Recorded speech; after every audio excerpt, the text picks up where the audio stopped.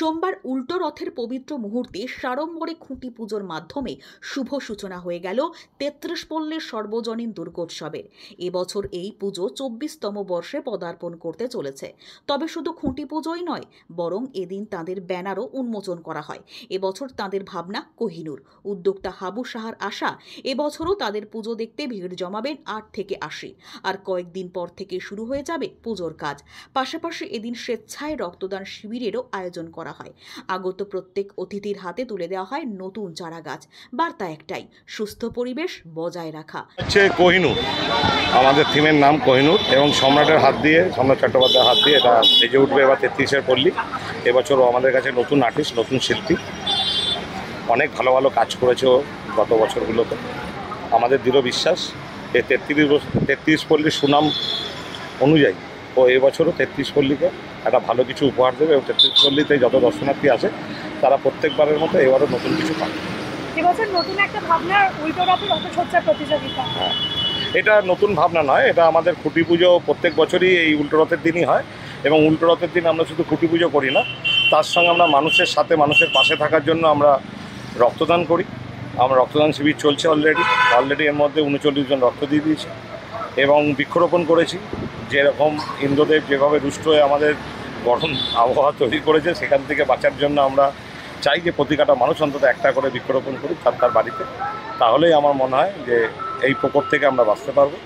এবং তার সঙ্গে আজকে আমাদের থিমের ব্যানারটাও ওপেনিং হয়েছে এবং প্রতি বছর আমরা সন্ধ্যাবেলায় মানুষকে, আগত দর্শনার্থীদের পাঁপড় খাওয়াই এবং প্রায় ১০০ থেকে ১৫০ রথ, সুসজ্জিত রথ আমাদের ৩৩ পল্লীতে আসে এবং এখানকার মহিলা সদস্যরা তাদের মধ্যে বেস্ট অফ 10 বেছে নেয় এবং তাদেরকে বিভিন্ন পুরস্কারে আমরা পুরস্কৃত করি এবং ১০০ জন যারা আসেন, যতজন এখানে পার্টিসিপেট করেন, তাদের প্রত্যেকের হাতে আমরা আমাদের পুজোর বিশেষ অতিথি কার্ড আমরা তাদেরকে এমনি দিয়ে থাকি।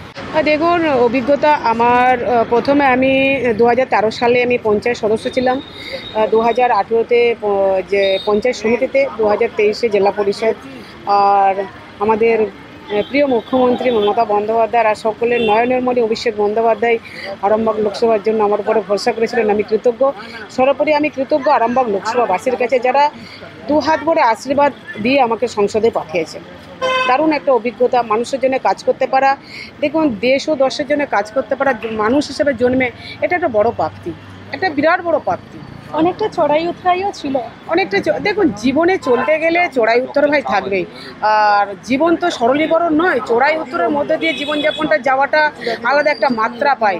তার কোথাও কখন কোথায় থামতে হবে, কখন কোথায় যেতে হবে, সেটা কিন্তু প্রতিটা মুহূর্ত বুঝিয়ে দেয়। ২১শে জুলাই, ২১ আমাদের ২১ মানে আমাদের কাছে একটা আবেগ, ২১ মানে একটা সংগ্রাম, ২১ মানে অমর ২১ মানে শ্রদ্ধা জ্ঞাপন করার একটা বিশেষ দিন। আমরা সকলে পায়ে পায়ে পা মিলে যে প্রতি বছর না, এবছরও আমরা ২১শে আসবো।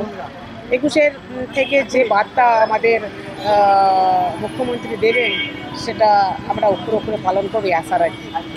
সব দিকটাই আমরা শুনলাম, কিন্তু কিছু কিছু জায়গায় তো তৃণমূলের অনেক কিছু সামনে আসছে, সেই জায়গায় দাঁড়িয়ে বেশ কিছু জায়গায় অনেক বিক্ষিপ্ত ঘটনাও দেখা যাচ্ছে, তুমিও নিশ্চয়ই জানো। দলকে কি বলতে চাও? দেখুন, আমরা আমাদের দিদিমণি যে নির্দেশ দিয়েছেন সর্বত্র একটা শান্তি বজায় রাখা, সে তুলনায় কিন্তু আমরা কিন্তু অনেক, আমাদের শৃঙ্খলাবদ্ধ দল অনেক শান্তি শৃঙ্খলার মধ্যে কিন্তু অনেকটাই আমরা যাই। কারণ আরেকদিকে দেখবেন, যারা প্রতি মুহূর্ত আক্রমণ করার চেষ্টা করে, তাদের থেকে আমরা বলবো, দলকে বলো তাদের কাছ থেকে সাবধানে থাকতে। এটাই বার্তা দেবো যে আমরা তৃণমূল কংগ্রেসের পরিবার, আমরা লড়তে জানি, গড়তে জানি, সারা বছর মানুষের পাশে থাকতে জানি, এটাই আমাদের সবথেকে বড় পরিচয়। Bureau report, channel 10।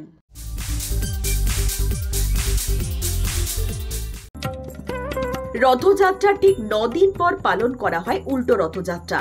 পুরীতে সোমবার উল্টো রথযাত্রা পালন করা হলো, তাই গোটা বিশ্বেই এই দিন পালন করা হলো উল্টো রথ। জগন্নাথ দেবের এই উল্টো রথযাত্রা